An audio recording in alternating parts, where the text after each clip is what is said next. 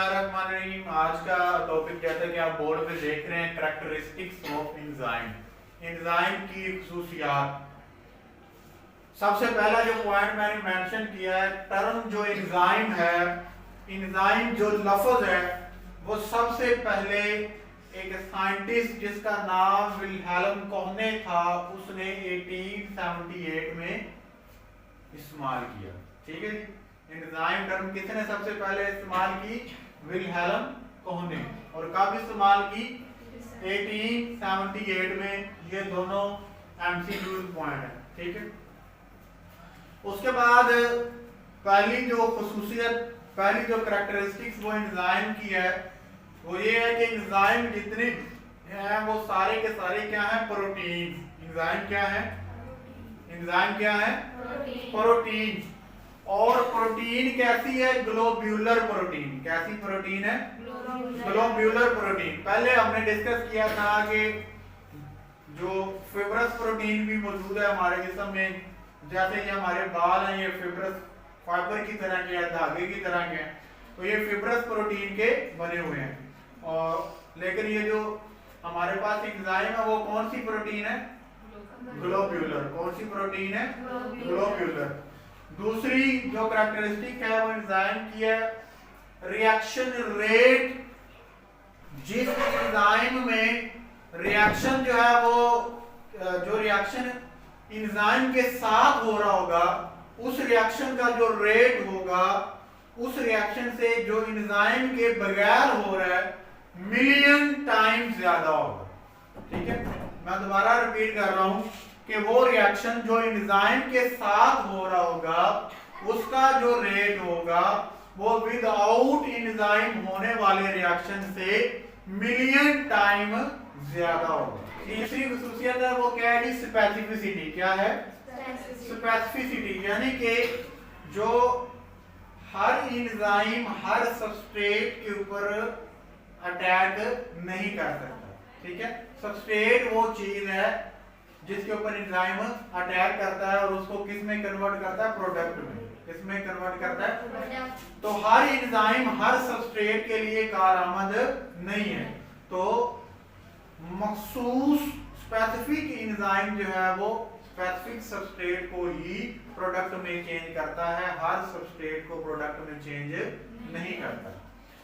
चौथी जो खुसूसियत है, एक्टिव साइट। एंजाइम की स्ट्रक्चर, एंजाइम तो वैसे बहुत बड़ा होता है, लेकिन उसकी एंजाइम के ऊपर छोटी सी जगह होती है, छोटी सी साइट होती है जिसके ऊपर आकर सबस्ट्रेट लगती है, और वो साइट जो है एक्टिव साइट होती है। वो उसको हम क्या कहते हैं? Active site. ठीक है, एक्टिव साइट के आकर ऊपर आकर कोई सबस्ट्रेट लगती है और उस सबस्ट्रेट को किस में कन्वर्ट किया जाता है? प्रोडक्ट में। मिसाल के तौर पे अगर हम कहें कि ये हमारे पास एक एंजाइम है। क्या है? एंजाइम। क्या है हमारे पास? एंजाइम। तो ये इतनी, ये हमारे पास है एक्टिव साइट। क्या है? Active site. इस एक्टिव साइट के ऊपर आकर कोई सबस्ट्रेट आकर क्या होगी? अटैच होगी। क्या होगी? कोई सबस्ट्रेट आकर अटैच होगी, और ये जो इस इतनी जो साइट है, आप इसको क्या कहते हैं? Active site. ठीक है, और ये सबस्ट्रेट फिर किस में कन्वर्ट हो जाएगी? प्रोडक्ट में। फिफ्थ पॉइंट है एंजाइम प्रोडक्शन। एक सेल को एंजाइम की कितनी जरूरत है, उस हिसाब से वो अपने अंदर एंजाइम की प्रोडक्शन को बढ़ा सकता है और कम कर सकता है। ठीक है, अगर उसको एंजाइम की ज्यादा जरूरत है तो सेल क्या करेगा? एंजाइम प्रोडक्शन को बढ़ा देगा। अगर एंजाइम की कम जरूरत है तो वो क्या करेगा? एंजाइम की प्रोडक्शन को कम करेगा। अच्छा जी, सिर्फ जो करैक्टरिस्टिक है, कुछ खास चीजें हैं जो एंजाइम को एक्टिवेट करती हैं, उसको काम करने के लिए स्टार्ट करती हैं, या उसके काम को रोक देती हैं। ठीक है, ऐसी चीजें जो एंजाइम को एक्टिवेट करती हैं, एंजाइम को क्या करती हैं? एक्टिवेट करती हैं। हम उसको कहते हैं एक्टिवेटर। उसको हम क्या कहते हैं? एक्टिवेटर। जबकि ऐसी चीजें जो एंजाइम के काम करने को रोक देती हैं, स्टॉप कर देती हैं, इनहिबिट कर देती हैं, हम उसको कहते हैं इनहिबिटर। उसको हम क्या कहते हैं? इनहिबिटर। 7 पॉइंट है कोफैक्टर्स। क्या जी? कोफैक्टर। कुछ एंजाइम है, उनको काम करने के लिए कुछ नॉन प्रोटीन पार्ट की जरूरत होती है। किसकी जरूरत होती है? नॉन प्रोटीन फैक्टर की जरूरत होती है। ठीक है, कुछ एंजाइम को सही तरीके से काम करने के लिए नॉन प्रोटीन फैक्टर की जरूरत होती है। उस फैक्टर को हम कहते हैं कोफैक्टर। उस फैक्टर को हम क्या कहते हैं? कोफैक्टर। ये जो नॉन प्रोटीन पार्ट है वो ऑर्गेनिक भी हो सकता है और इनऑर्गेनिक भी। ठीक है, जो नॉन प्रोटीन पार्ट है जिसकी एक एंजाइम को काम करने के लिए जरूरत है, वो क्या हो सकता है? ऑर्गेनिक भी हो सकता है और इनऑर्गेनिक। यहां पर आगे दो और मजीद कंसेप्ट है। अगर ऑर्गेनिक जो पार्ट है वो एंजाइम के साथ टाइटली मजबूती से जुड़ा हुआ है, टाइट जो है वो एंजाइम के साथ टाइट लगा हुआ है, तो हम उसको कहते हैं प्रोस्थेटिक ग्रुप। उसको हम क्या कहते हैं? उसको हम क्या कहते हैं जी? Prosthetic group. ठीक है, और अगर कोई ऑर्गेनिक फैक्टर एंजाइम के साथ टाइट नहीं लगा हुआ, लूज लगा हुआ है, क्या लगा हुआ है? लूज लगा हुआ है, तो फिर हम उसको कहते हैं कोएंजाइम। उसको फिर हम क्या कहते हैं? कोएंजाइम।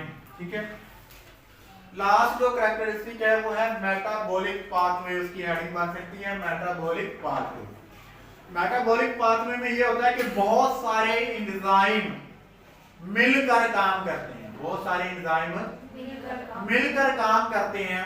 मिलकर कैसे काम करते हैं कि एक एंजाइम जो है की जो प्रोडक्ट होती है वो दूसरा एंजाइम उसको सबस्ट्रेट के तौर पर ले लेता है।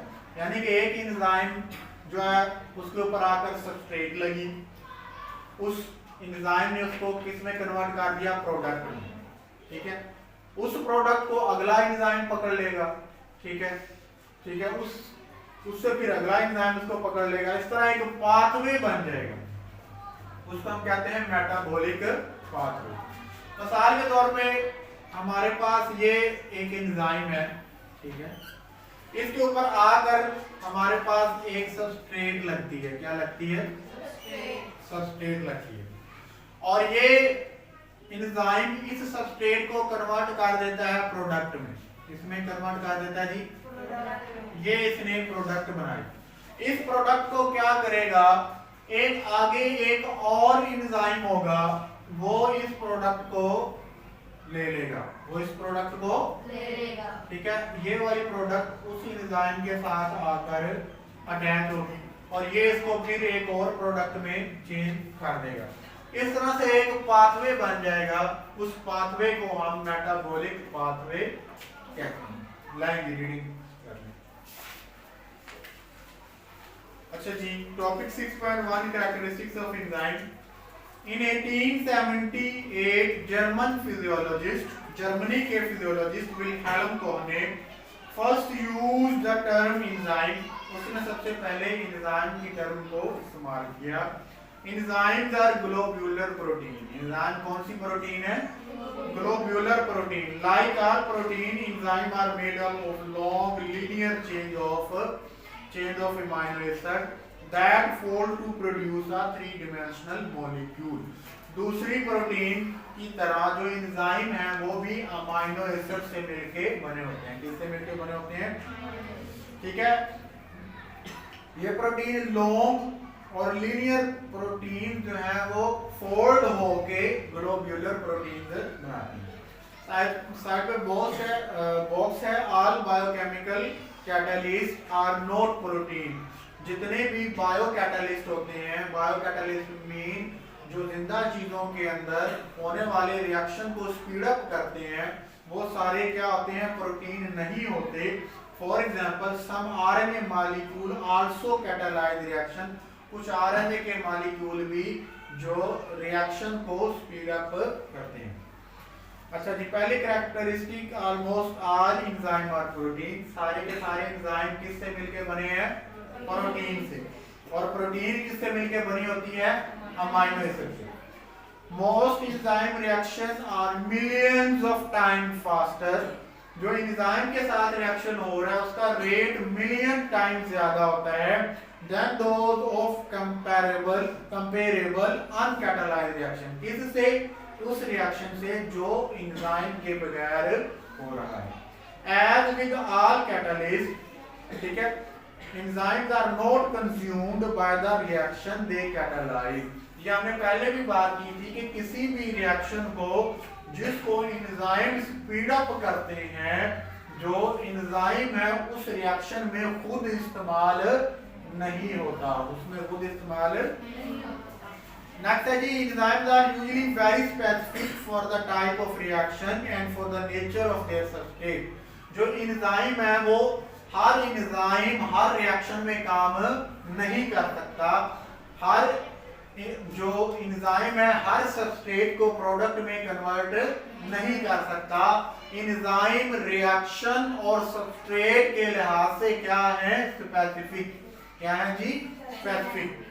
अच्छा जी, only a small portion of enzyme molecule is directly involved in catalysis. कहता है कि जो एंजाइम है उसका सिर्फ छोटा सा हिस्सा ही डायरेक्टली जब वो कैटालिसिस में इन्वॉल्व होता है, उस कैटालिटिक रीजन को हम क्या कहते हैं, एक्टिव साइट। ठीक है, एक्टिव साइट शॉर्ट क्वेश्चन में अलग से भी आ सकती है। इट रिकॉग्नाइजेस, ये पहचान करती है, एंड बाइंड सबस्ट्रेट, और सबस्ट्रेट को जोड़ती है, and then carries out reaction, और फिर रिएक्शन को चलाती है। नेक्स्ट है enzyme production can be enhanced, enzyme की प्रोडक्शन को बढ़ाया जा सकता है और डैमेज या रोका जा सकता है बाय अ सेल, एक सेल की तरफ से, अकॉर्डिंग टू नीड, उस सेल की जरूरत के मुताबिक। अच्छा जी, enzyme actively can also be regulated by inhibitor and activator. Enzyme को इनहिबिटर और एक्टिवेटर क्या करते हैं, रेगुलेट करते हैं। एक्टिवेटर क्या करते हैं, एंजाइम को एक्टिवेट करते हैं, चलाते हैं, और इनहिबिटर क्या करते हैं, रोक देते हैं। अच्छा जी, some enzyme do not need any additional component to work, कुछ एंजाइम को किसी इजाफी कंपोनेंट की जरूरत नहीं होती काम करने के लिए, लेकिन other require non protein molecule और आयन कॉल्ड कोफैक्टर, लेकिन कुछ एंजाइम को नॉन प्रोटीन मॉलिक्यूल या फिर आयन की जरूरत होती है काम करने के लिए। ठीक है, नॉन प्रोटीन पार्ट या फिर आयन की जरूरत होती है काम करने के लिए। उस नॉन प्रोटीन पार्ट को या आयन को हम क्या कहते हैं, कोफैक्टर। हम क्या कहते हैं, कोफैक्टर की डेफिनेशन आ सकती है। Cofactor can either be inorganic और ऑर्गेनिक।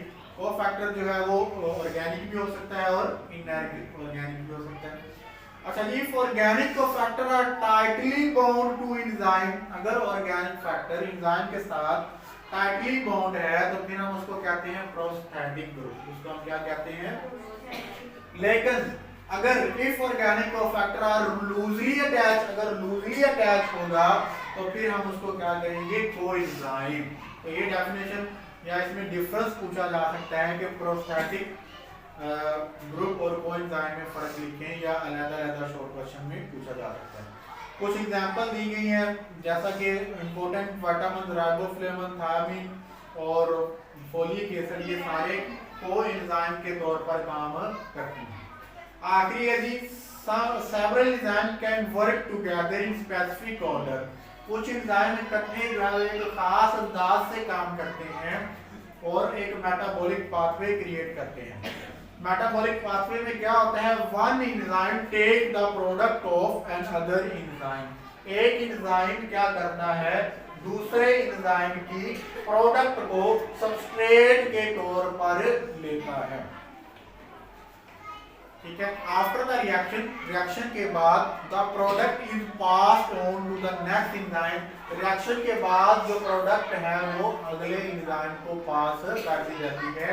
इस तरह से एक सिलसिला बनता है, एक पाथवे बनता है। उस पाथवे को हम क्या कहते हैं? Metabolic pathway. तो ये थी आज का हमारा lecture, characteristic of enzyme. Next lecture में हम यूजेस ऑफ एंजाइम पढ़ेंगे। Thank you very much.